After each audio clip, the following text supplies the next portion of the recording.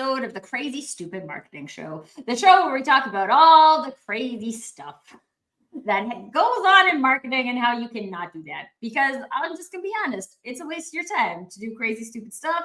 And hopefully today we help you specifically not do some crazy, stupid pricing. So for those of you who are joining us for the first time on the show, this is very much a conversation for everybody. So while it might look like just Tracy and Philip on the screen, we're here for a full 360 robust conversation. So if you are joining us in the comments and you have questions, insights, experiences, really anything that you would like to add to the conversation, we would love to hear that from you. So please feel free to pop that in the chat. We will bring it over into the conversation. And if you are, I don't know where I was going to say. If you have friends who also want to work on pricing stuff, then invite them into the conversation. Because here's the thing.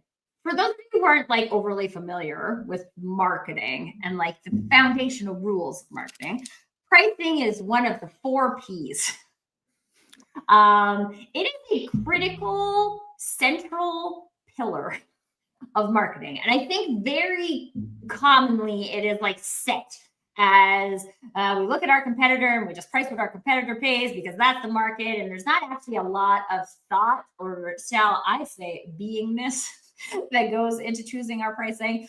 So today we're talking about next level pricing. So we're not talking about just looking at your competitor and copying them. We're looking at picking a price related to how you identify value, how you share value, how you bring value to your clients, how clients can consume that information, when they can consume that information. Honestly, Philip knows all of the things about pricing, so we'll see where it goes today. But this is also why I say if you have a specific question. So if you're trying to do something different with your price, or if you have had struggles increasing your prices or anything like that, please feel free to put that in the chat and we can specifically answer whatever is happening for you today when it comes to your pricing. So before we do that, and when we give people an opportunity to put their pricing quandaries into the chat, Philip, can you tell us a little bit, for the people who don't know you and all the people, I feel like all the people I know you because I'm Philip, my pricing guy. But for the people who don't know you, can you tell us a little bit about you and why you're so passionate about experts charging the prices they should? Okay. I'll start with the end there. Okay. Yeah. So, hi everybody. I'm Filip Fucic. I'm from Croatia. I'm in Croatia right now. So it's it's 9 p.m. night. Yeah. Yes. And my second shift is about to begin. So in the time of my grandfather, right? If you really knew your stuff, you were set. That's it. You're gonna have a pension. Your spouse is gonna have a pension. Your kids can go to any school they like. They can go to college if they like, right? And you did it. Well done. Sit down, do your work. That's it. Mm-hmm. That is no longer a world that we live in. Mm-hmm. And I hate it. So Philip's out to do something about it. Yeah. I'm a business major by trade, right? They taught me how to help big companies, how to do this and do that, and I think they have all the help they need. My heart was always helping the other side, especially when I see so many talented people, passionate people, knowledgeable people saying, you know what, this just doesn't pay. I'm gonna go drive an Uber because that's better. I was gonna say it always reminds me of your Uber story. Yeah, it's a classic for a reason. I think everybody loses when that happens. I think civilization loses. I'm going to be dramatic. I know how it is. For dentists, every decision in life is about your smile. For me, basically everything is about the prices that we pay. So for the last 6 years, I've been working with people around the world, uh, mostly overseas. From me, like 70% is overseas, and I've worked on almost all the continents. I'm still missing South America. I was gonna say Antarctica. Yeah, no. I know. The penguins could be charging more. But I think it's all the vogue, charging penguins more. But no, I'm not ready to jump on that bandwagon yet. So anyway, so let's talk about. Yeah. Let's start this conversation with copying your competitor's price, because I feel like that a lot of people will like go into a market and they'll say like, this is what the market is charging, so that is what I will charge. That's an easy decision. Why would we not want to do that? Okay, so that's like saying, everybody has two circles, two blue circles in the logo. Let me do that as well. So will that be good enough? Yeah, you will not go out of business if you do that. Absolutely. Probably. Will you thrive? No. Hell no. Right. So and people say, oh, but I wouldn't take somebody's logo. That's crazy. Yeah. Because the logo is a construct, right? And people who dismiss that and say, oh, I can do that in word art, my little nephew can do. Yeah, sure. Go for it. You'll see. Because a logo is a construct and your price is a construct as well. But nobody's really going to go and test your logo. They might miss it. They might not notice it, but they're not going to test why this is. Nobody's going to. People wish somebody asked them, why do you have 3 dots on the left? Right. You probably know, but nobody's gonna ask. I don't know, actually. My sister designed it and I was like, I like it. Good. Yeah, Yep, sure. good. See? Yeah. So basically, the method that you described, I have a semi-humorous way of describing it. I said most people price by guesswork or copying other people's guesswork, because the other guy also guessed or copied other people's guesswork.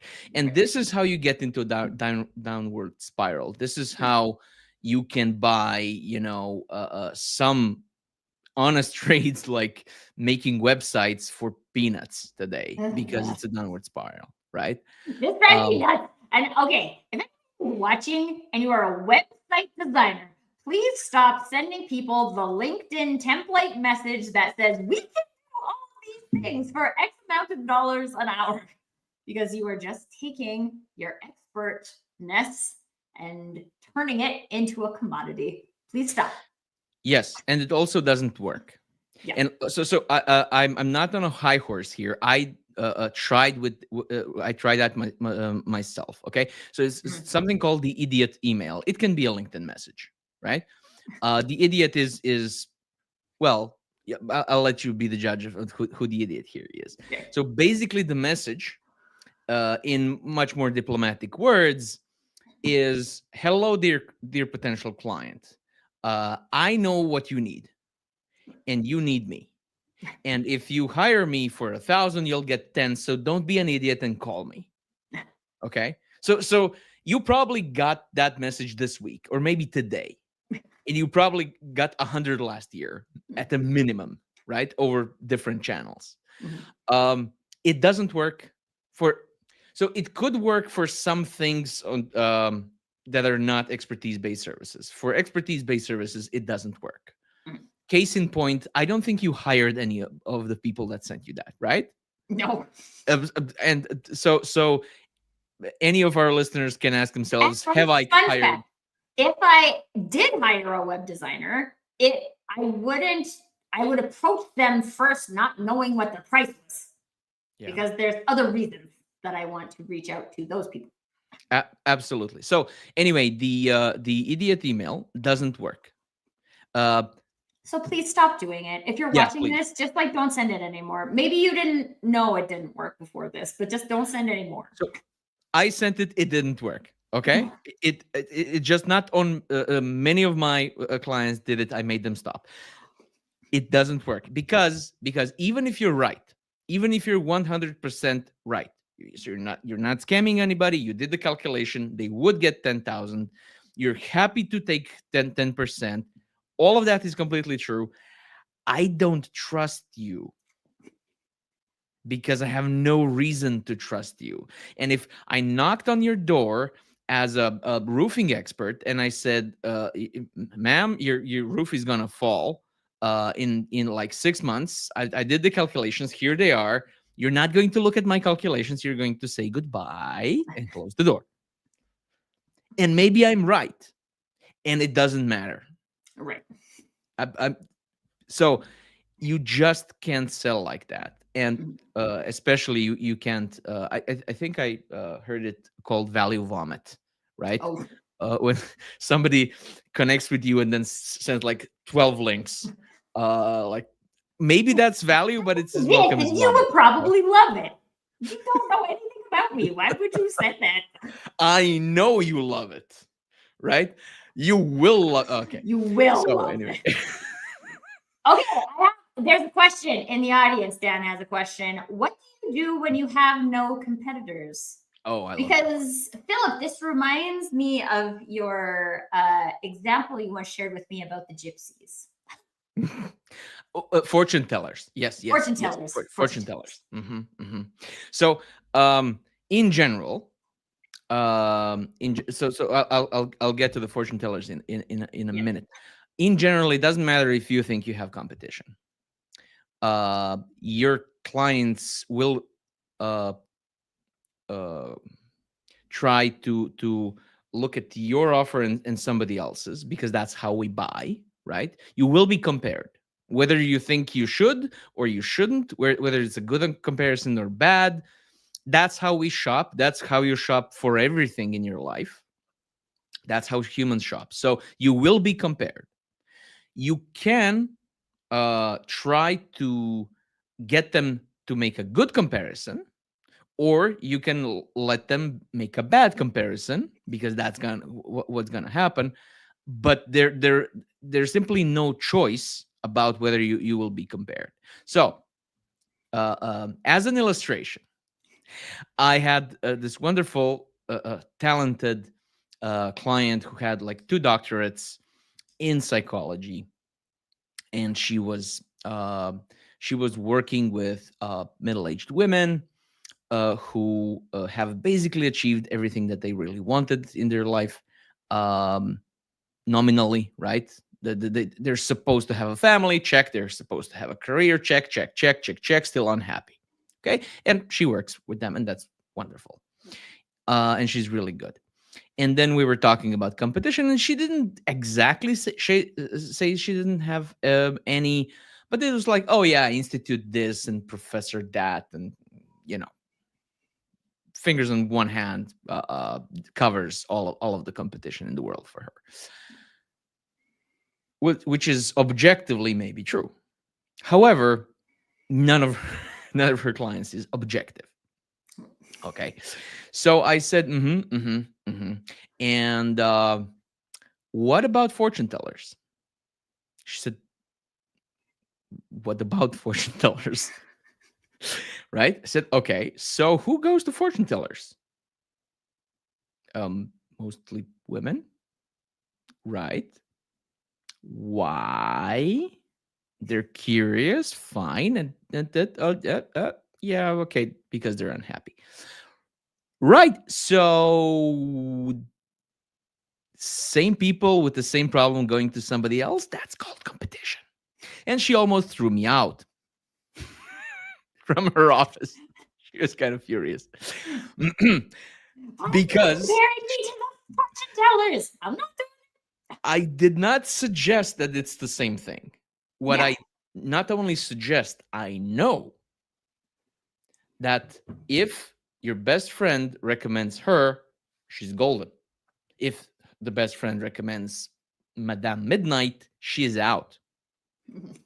And it doesn't matter Right. if uh, if she really shouldn't be compared. She is. She is going to be. She was so many times. So if you don't have competition, broaden your view, and you will see that you have.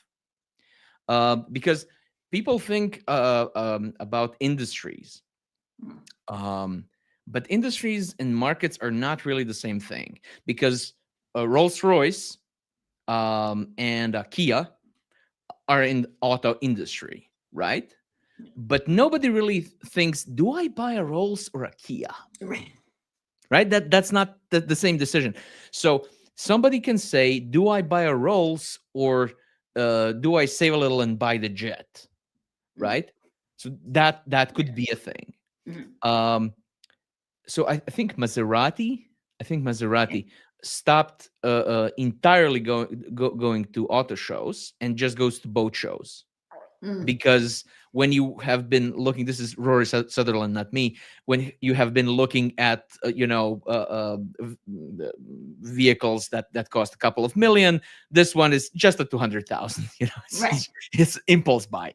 uh Right. so and a Kia is going to be so if, like, public transportation, the cost of public transportation goes down, Kias are going to sell, their sales are going to drop, Mm. because that's a consideration Mm. on my continent, at least. Yeah. uh, uh that's a consideration. So it these are different in the same industry, but different Mhm. markets. Right. So although they are in the same industry, they are not really in competition with each other, but Right. they are in competition with things which are not necessarily in their industry, Right. right? Well, and So that's actually interesting because I have like a client who has a community, sells memberships. And I was like a monthly membership is less than one Starbucks. And like it's interesting because again, like put that into the category of like disposable income, right? So like if I have X amount of disposable income, I could pay into a community that adds X amount of value, or I could pay into a Starbucks beverage that adds X amount of value. So I'm actually now comparing those two things. I'm comparing a membership in a mental health community with a Starbucks. And so I think this is, again, when we look at this from a human perspective and how we compare, right? We might be able to look at, and this happens a lot in like software as well, right? Like we look at all of our features and we're like, well, our features are different. Our features are better, right? So like that's clear. It's pretty easy for everyone to understand. We don't have any competitors, except you do, right? mhm. Because how do you batch stuff? It's not necessarily that you have one more feature than that other CRM system. No, and this is what people misunderstand when something is free. They say, Mm. these people do this as a hobby, and they offer it basically free at the tenth of my price, or free. How could I ever compete with free? Mhm. Um, well, free, monetarily free, doesn't mean free, right? Mhm. Because if let's say that you're in a fairly big company, 70 people, everybody still knows each other, right? Mhm. And then you get offered a really nice perk, free marital counseling. When if you're and your spouse have troubles, you can just take that, on the company, although everybody will know that you're doing that, right? Right. So that's free, right? Yeah. Sounds expensive to me. Well, and like again, there's a lot of free things Hmm. that you can get, right? And I mean, like we just went through Roll Up the Rim, which is Tim Hortons like kind of annual freebie thing. And like, yeah, it's nice to get a free donut, right? But do you know how much more I spent on buying stuff at Tim Hortons during that window so I could get a free donut, right? Like it cost them like 20 cents to make. And so like Absolutely. these things are not free. But then we can look at examples like that, and it seems like pretty obvious that there is a cost associated with that, either a like emotional cost or an actual cost. Oh yeah. But then when it Or comes to our own pricing or our own freebies, we Mhm. don't look at it that way anymore. We forget that all of those rules exist. or a risk cost, right? So Mhm. would you send Sir Nicholas who likes fans to a free dentist? No, No. Oh, really? Why? But he I'm has the just not best quite price, sure that I will right? get what I'm looking for out of that, which is One dental time, care. one time, a long time ago, when I was still in the enterprise um, sector, we had like a free framework for developers, and uh, uh, everybody was wondering why was nobody using it. You know, it was very hard to use. I mean, you only needed like 60 hours to start being productive in it. 60 hours.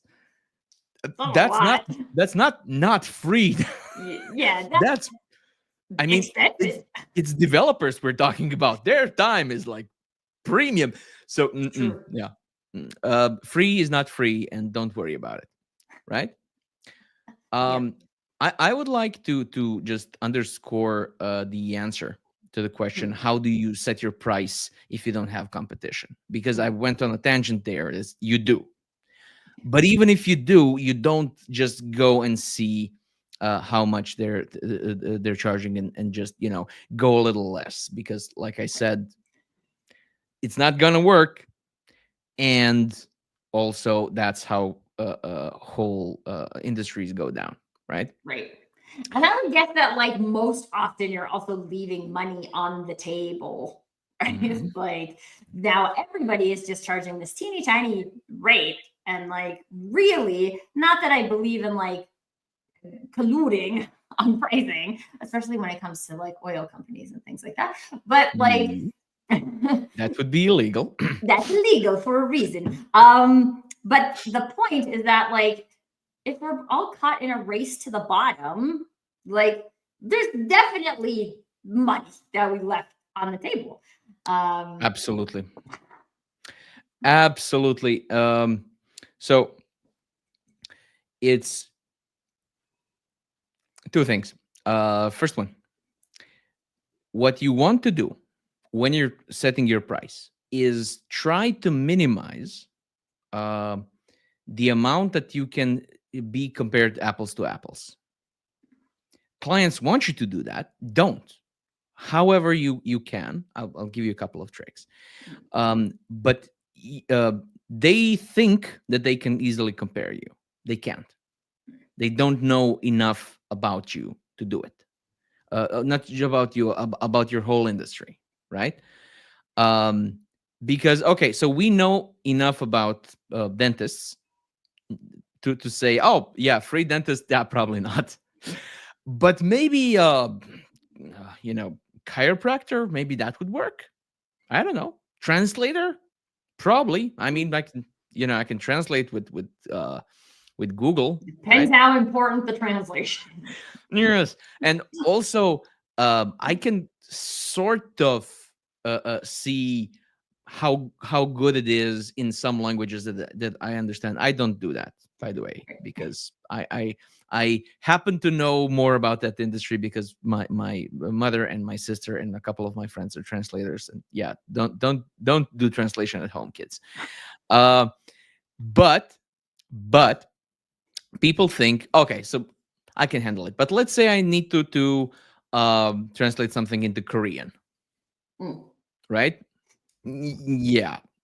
I can't even guess. I Right. mean, yes, I can. I have 50% chance of telling apart complete gibberish from a work of art.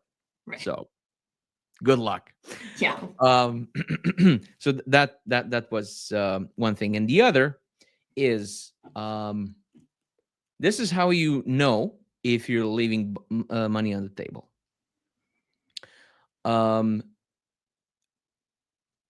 Talk to the client. Don't send an email. If they insist, say, well, I can give you an overall idea. However, the price could go up or down 30%. It's a magical number, 30%, depending on details. And when they hear this could be significantly cheaper if I talk to them, okay, fine, I'll talk to them, right? Most of the time. If they don't, you probably don't want to work for that project anyway. Because they have no idea what they're doing. Okay, so let's say you talk to them and you hear what they have to say, and you say, okay, so you are worried about this and you're worried about that, and this is what I can do for you, and here's some, right? And now the key question is, how much do you think I charge for this? So I'm not fishing here. I'll write down my price, or on a mobile phone, or in an online setting. Is it? You'll put it into chat, put my hand on enter, right? I'm not fishing.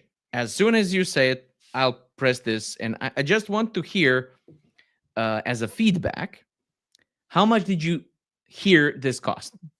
Okay. Some people will say, I don't have time to play games. Some people, are dead inside anyway. True. So fine, they don't have to play. Some people will say, oh, cool, right? So without this offer to show them immediately, then that could be a trick. That could be, don't do that, but offer it. Say I'm going to write it down. I'm just want to hear how much you, and then they'll and ah for a little bit, but you already wrote it down, so they'll say something. 3 scenarios. First one, they get it exactly right. You all laugh, balloons and whatever. Second scenario, they go over, and you can quietly go, but the price stays as you say. You press enter. You say thank you so very much. Maybe one day. Right now, this is my offer. Luckily for you. Yeah, luckily for you. So maybe one day. Okay, I'll put a pin in this. I'll come back in a minute. Yeah. And the third scenario is they go under, and you say, oh, thank you for the feedback. I simply need to get better at talking about my value. I mean, the price stays, of course, but I wonder, what could I have said that would make it worth this much? And the answers that you get for this are gold, absolute gold, right? So in all 3 cases, you're not going to be shamed. You're not going. No, it's just a simple feedback thing, right? And for this client, whatever they say, you're just going to offer your price. However, if they, this is the pin. If they said more, and then it happens with another client and another client, so let's say 3 out of 4, 5 out of 10, 6 out of 10, you are undercharging, my friend. You are explaining the price, explaining the value at the higher evaluation that you are asking from them. So if you turn this into a practice, then just talking to clients will be a continuation, continuous survey, seeing how much you can actually charge. Don't ask how much would you pay. How much do you think this is worth? How much do you think is fair? You are putting way too much power into their hands. Okay? So the question is, how much do you think I'm charging for this? So I'm already charging for this. Okay? That means I'm not trying this price out. It's here. I'm already charging it, right? Even if you're not. Don't let me be clear. Companies, clients trick you any way they can. I will not sit here and tell you you have to play by all the rules and be played. No, this is a white lie. So, well, and it's like, it's interesting too, because I went through this process. Actually, I went through an interview process for this company to be a like partner manager, and I went through all of these stages and interviewing out of different people, like what is the value in this role to the organization, blah blah blah, and like it comes with a salary, whatever. But something that was really interesting to me is that this concept of like igniting the partner channel like kept coming up, and I was like, what is the value of that to the organization? For like, if we had a channel partner program that worked compared to today when we don't have a channel partner program that works, what would that do for the organization? And it was just like, I ended up opting myself out of the process because it kept coming back to like, we just want you to do this thing that is already like predefined. And I'm like, well, if it wasn't sparking the partners before, is it gonna spark the partners now? And so I just opted out. But it was like, what I actually did was I sent a proposal, because I was like, this is what you want, and this is what it will take as an expert in this space. This is what it will take. This is the time that it will take. This is the strategy behind it, right? Like, not detailed, but like high level overview. And this is what it costs. And so, like, if you want to ignite the partner channel in this amount of time, this is what it costs. And they opted out and they hired a person. And I don't know where their partner channel partner program is today. But like, the interesting thing for me in that scenario was that as an expert, I was just like, okay, well, you're going to pay me this salary to do this activity, but that activity doesn't even have this amount of value that you're paying me for the company, right? Like, why would you do that? That seems crazy. So I'm gonna say no to that. I guess someone else is gonna say yes to that. But I think there's also that kind of component of like your own belief in the price that you're charging, to say that like, I'm not using that scenario to like prove my worth from like an external validation point of view.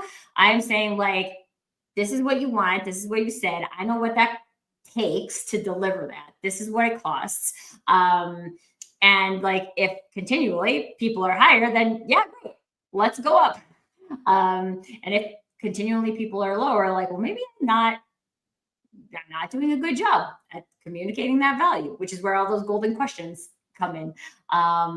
And there's also people who like, they have no idea what they're looking for. Right? I mean, I work in marketing, and people are always like, we need marketing strategy, and I'm like, to do what? We need to have a marketing strategy. Well, you do. I'm not going to disagree with you, but if you don't know where you're going, then like, I can't create a strategy for that. Right? But other people will. And it's actually funny because I got chosen by a client because I was the only person who wouldn't give them a proposed strategy.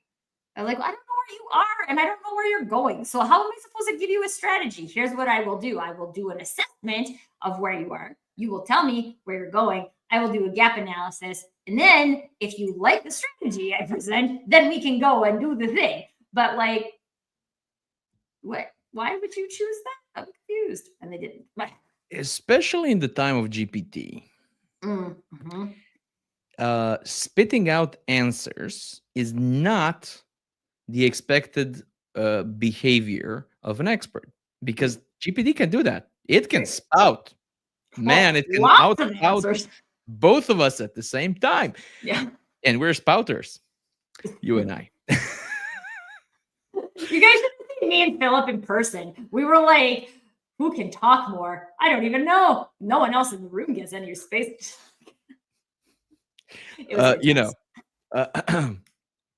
Those bystanders were not that innocent.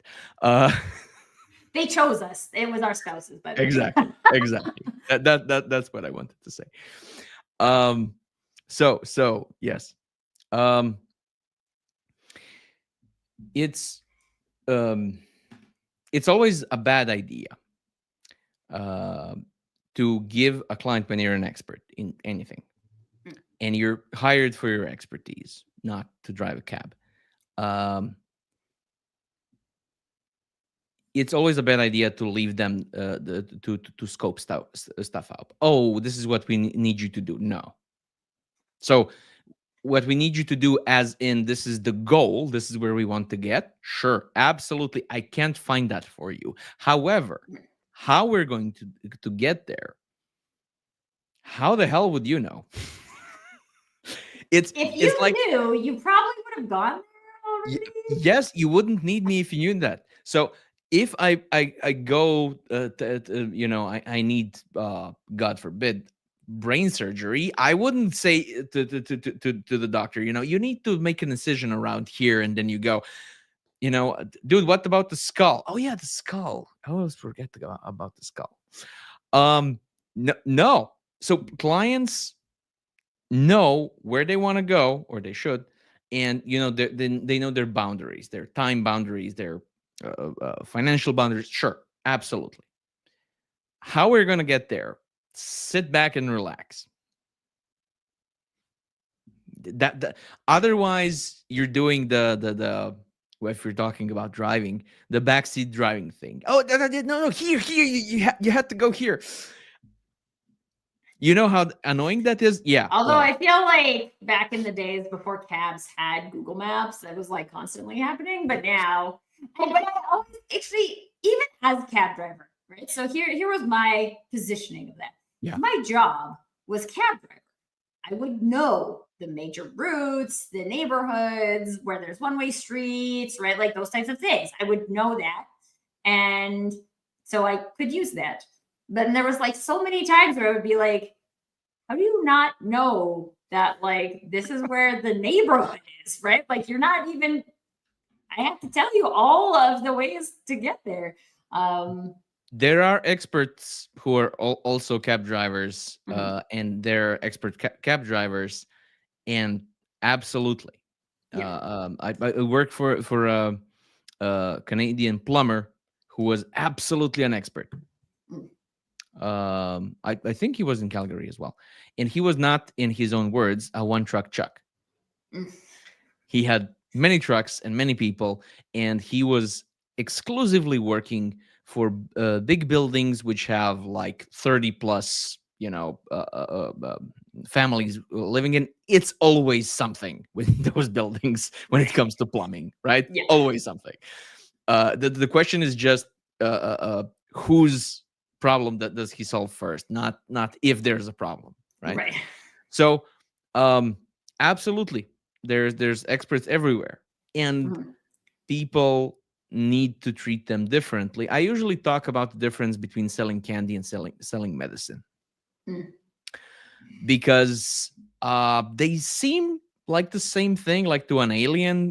Both are small things that you put in your mouth and you feel better, right? Mhm. Right. Yeah. um what was the name of the chocolates that you brought me, Tracy? JSIC. Yes. Yeah, so I definitely felt better for it. um so basically the same thing as medicine. However, with candy, you can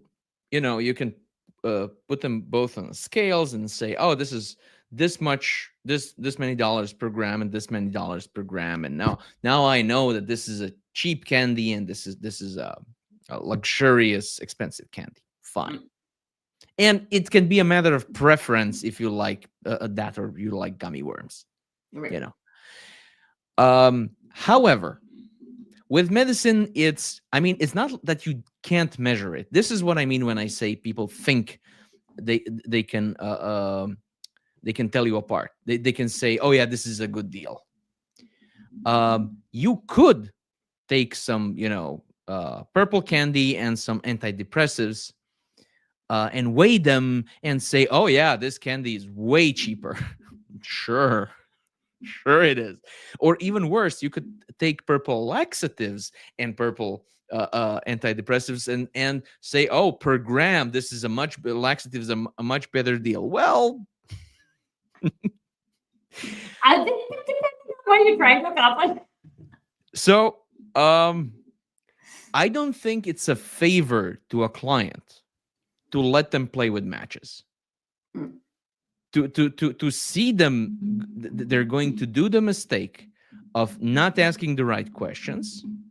And I recently talked to an accountant, and she was like, "Oh, that's those are expensive accountants." I said, "Of course, but you know what's much more expensive than expensive accountants? Cheap accountants. You pay for the cheap accountant, you pay for the fine, and then you pay for the expensive accountant, right?" I had a client whose accountant had him and his wife divorced on paper for tax purposes. That then he got audited. Like, this is crazy. We just like that happens. That is much more expensive than just Oh paying yeah. for the like expert accountant. Oh yes, yes. That is much more expensive. So it's one of the themes that I wanted to just touch on for the next level pricing here is the hourly, right? Mm. Because we're so used to um, talking about hourly, value, right? How do you express value? Oh, it's a 2-month project, as if more is better. Now, Right. more is better when it comes to commodities. Yes, 3 oranges are better than 1 and worse than 6. And when it comes to commoditized services, even so, if I'm waiting tables 3 hours, that's worth more than 1 less than 6. Fine. But would this talk that we're having today be 6 times better if it lasted for 6 hours? No, it would be worse. I don't know. We could talk about a lot of things, but I think Yes, if it but was us, the less diminishing marginal returns, but yes, overall, yes, I agree. but we would I veer have into Legos actually at some point.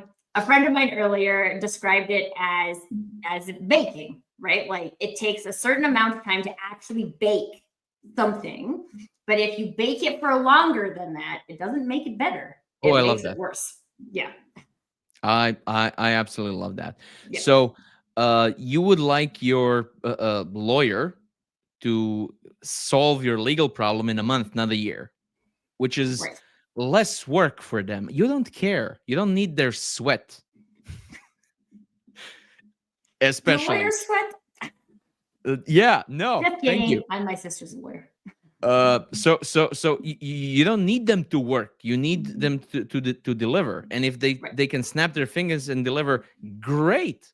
I Mhm. seem to remember a coach from Calgary that said to me, I figured out that I could do my 3-month or 4-month course in 3 months. I'll have to reduce my price. I seem to remember that. And then I said, how is that not better for a client? And you said, well, it is. And I said, okay, so your logic is, my dear client, I'm so sorry for making this better. Let me make it up to you by charging less. And you Right. said, well, if you put it that way. And I said, well, it is that way, Tracy.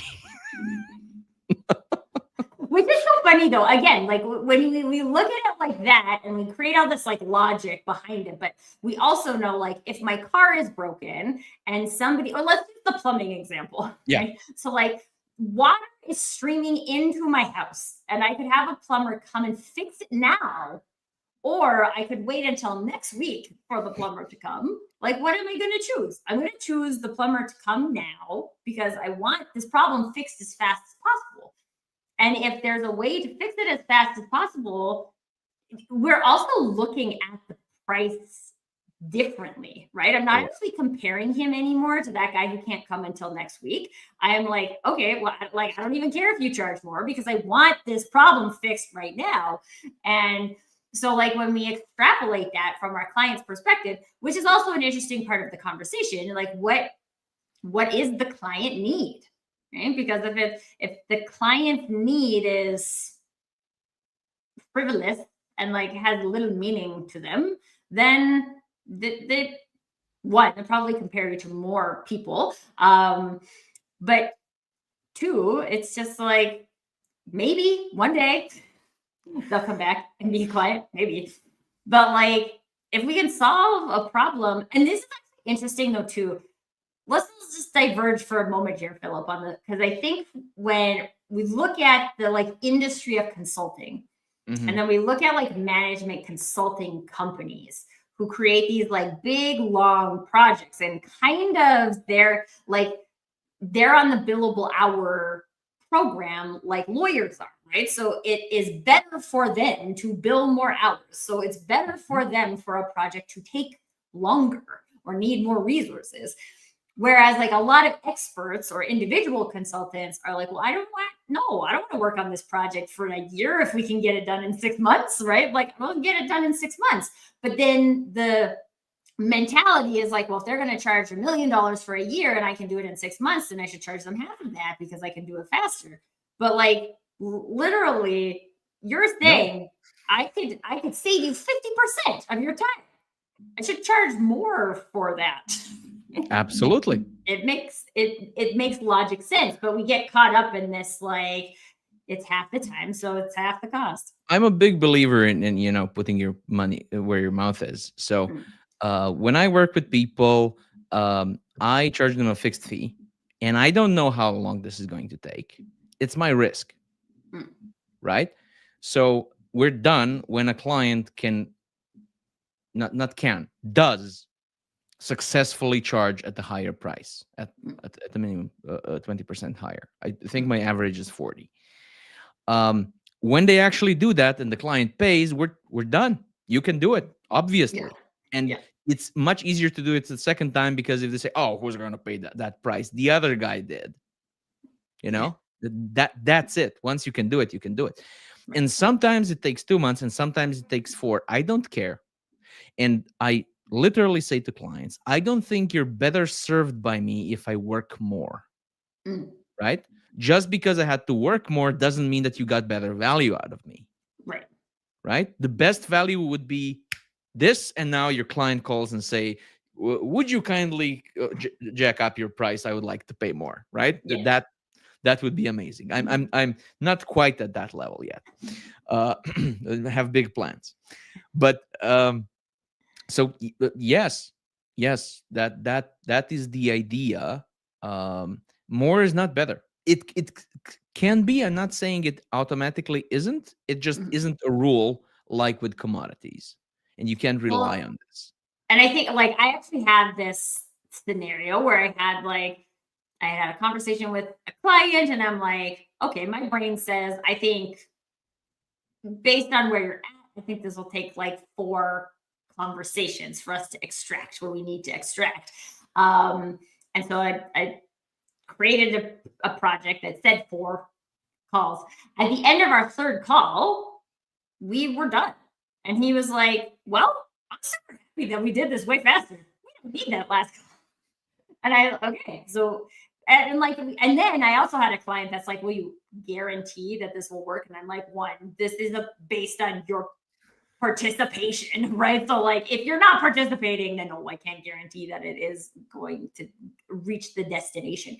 But if you are participating, then I can guarantee it will get done. Will that take 3 weeks? Will that take 5 weeks? I don't know. But like this is what it costs, because this is the value of accomplishing the thing. And if you have that value of accomplishing the thing, then let's go do it. And let's start now. Absolutely. Yeah. Chichi is saying here in the comments, it sounds to me that we should be charging for the outcome as opposed to sticking to hourly rates? ? Yeah, absolutely. Yeah. So the 3 things that you can charge on, right? Inputs, which we are used to, time and expenses. Outputs, which is not the same as outcomes. Outputs is, I recently saw horrible report from a marketing company to a client of mine, which had 85 pages of nothing. Ugh, it's you will meet a tall dark stranger. It's just anyway, 85 pages, because they're kind of hoping that the volume is going to shield them from any blowback if nothing happens. Right. Nothing happened. Well, yeah, because I'm Um, not going to read 85 pages, so I can't even no. tell that there's nothing in there. Anyway, yeah, but everything in it is written in such a vague language that they can always claim that at least some of it happened. Anyway, that's a more positive example of outputs is like with translation. They usually don't charge per hour. They usually charge per page or per paragraph or per number of letters or whatever.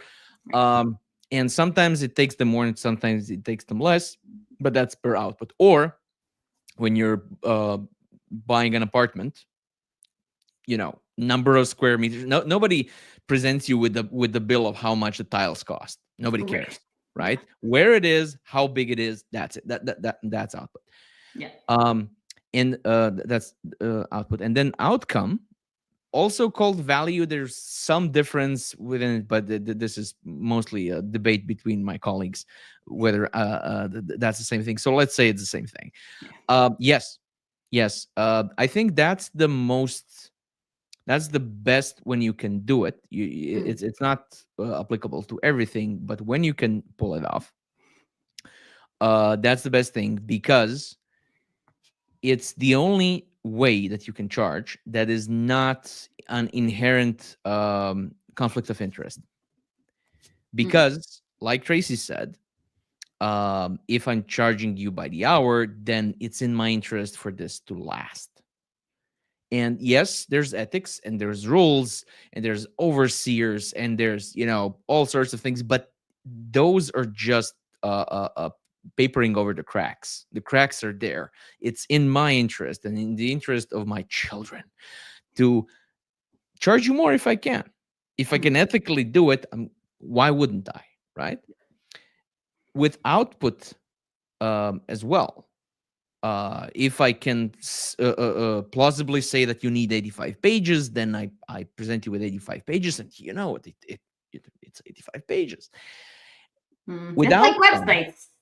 Yeah. I can charge you this amount for a website, and here's the output of a website.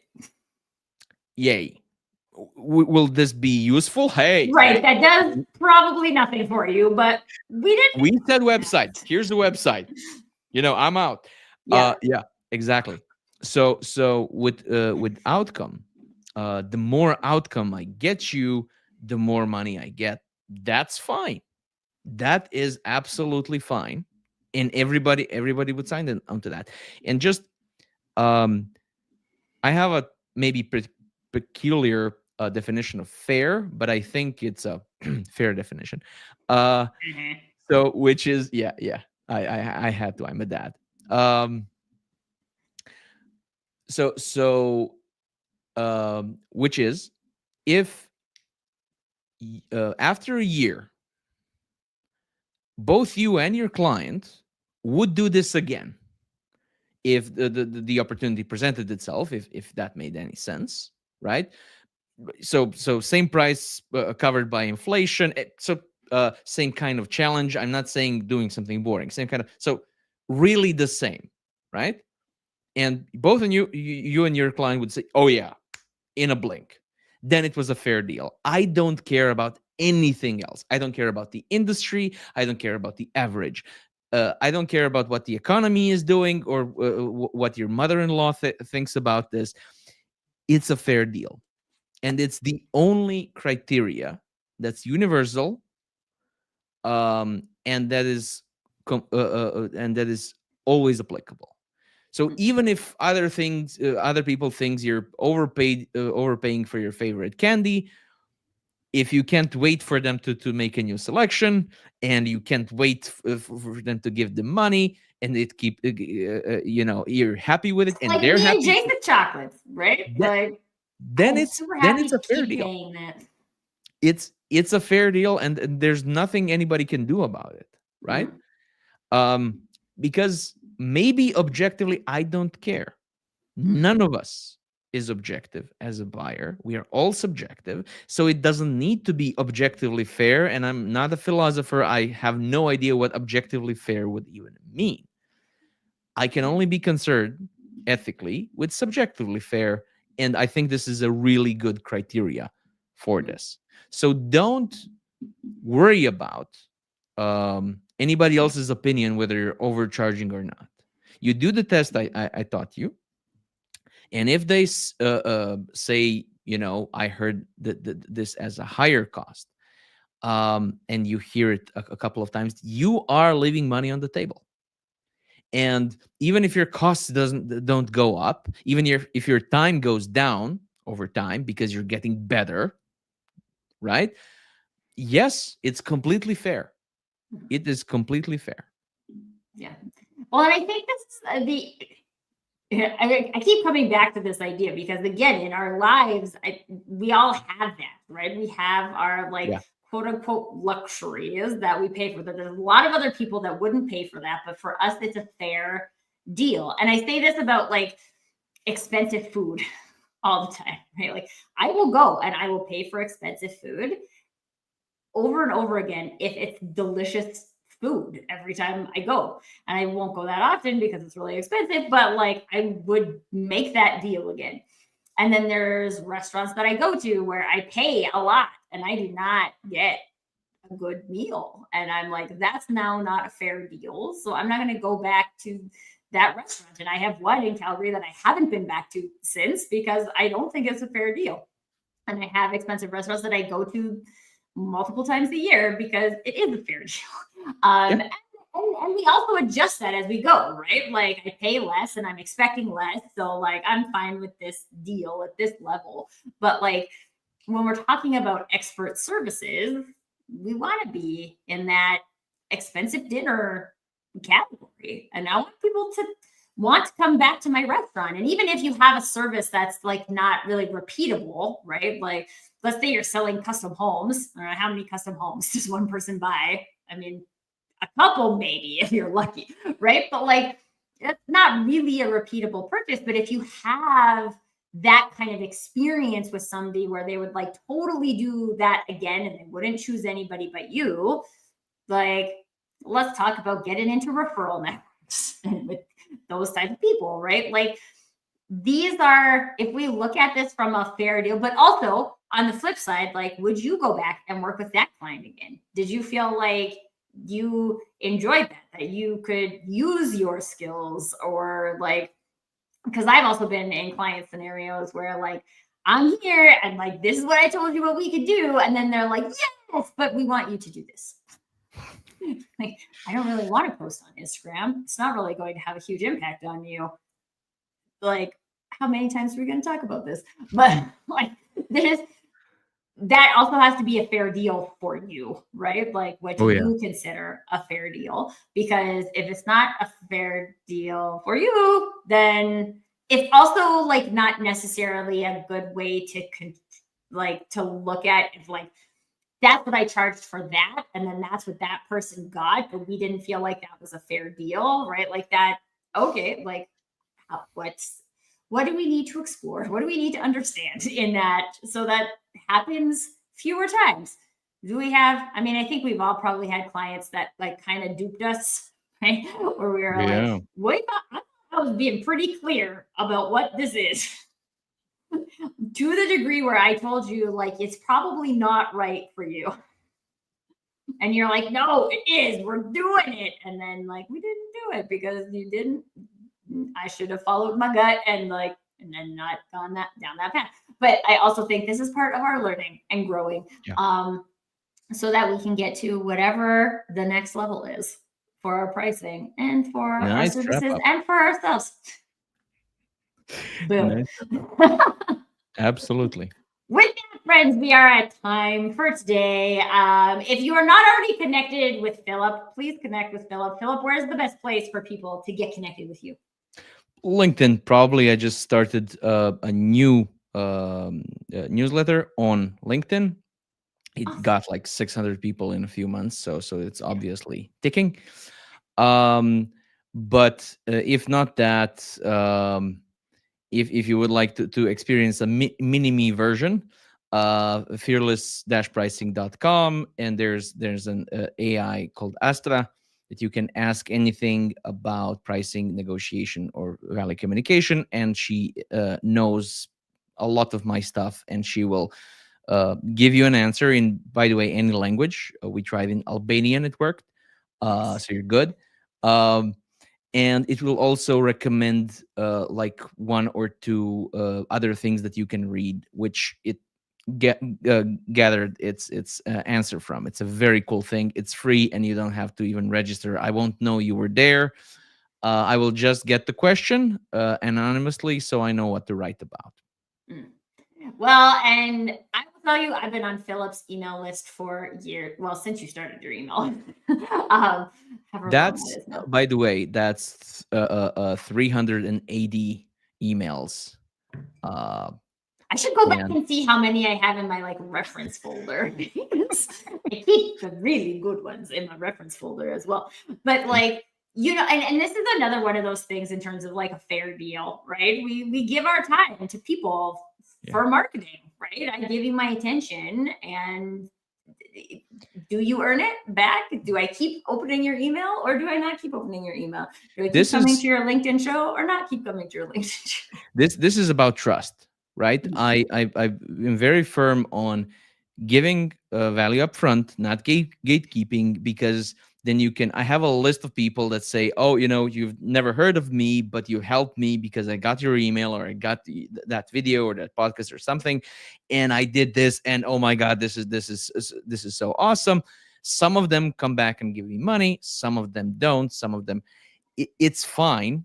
It's value up front, Mm, which is completely different than people trying to sell on discounts, mm, which doesn't work in our world because, uh, uh, well, discount trust is not trust. It's mm. no trust at all, Yeah. right?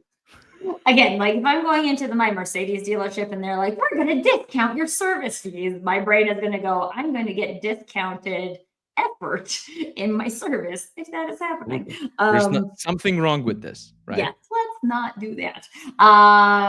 Okay, anyway, I feel like we opened a new door to a new conversation, but we are going to cut us off for today. Thank you to TTE and Dan and Ali for joining us in the comments today. Thank you for your questions. Thank you for your participation. I highly recommend connecting with Philip if you haven't already. And if taking your pricing to the next level is something that is relevant for you, please don't let this be the last conversation that you are in about that. Please let it be the first of many conversations. Have a conversation with Astra. Have a conversation with Philip. They would both be very happy to answer some more questions about pricing so that you can have pricing that feels like it actually reflects you and is not crazy or stupid. With that, my friends, until next time, permission to do you.